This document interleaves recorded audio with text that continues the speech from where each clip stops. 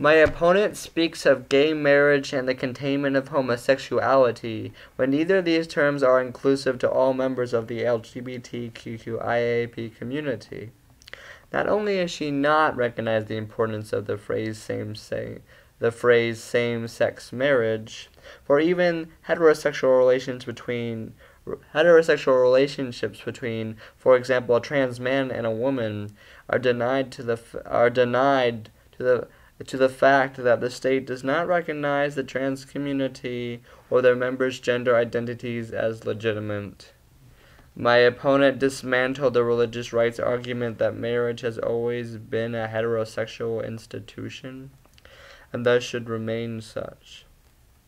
Moreover, she argues that the otherization of this community contributes to the legitimizing of their oppression. However, these are both products of the economic socio-political power structures which are established in heterosexism and cis-sexism, the latter which refers to the supposed superiority of those whose gender and sex match. This occurs due to the material motives and capitalization managers and elites have gained by selling heterosexism and transphobia through their products, as well as to gain votes, as well to keep their privilege and heteronormativity. Even if same-sex marriage passes, the failure of this rights movement to recognize the economic and socio-political roadblocks that prevent members of gender and sexual minorities from financial stability, from feeling safe in the workplace or in schools, or other reasons, all of these represent ultimate attacks upon their human rights. My opponent argues that marriage equality is one of these integral rights. While this is a legitimate and laudable perspective, are not the rights to life, shelter, food, and water more integral to their humanity and lives?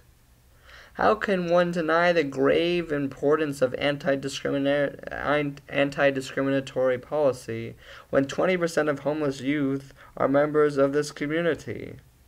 Over 20% of the trans community is continually harassed by law enforcement officials, whereas many of those individuals reported fear of calling upon the police.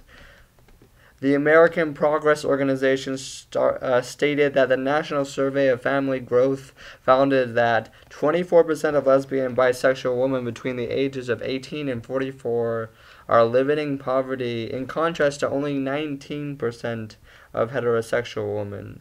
22 to 64% of the trans community makes less than $25,000 a year. One cannot legitimately focus on same-sex marriage, keeping all of that in mind, if their goal is to end the oppression of this community, which is both economic as well as political and social. Although one should recognize that this oppression is not linear but multifaceted.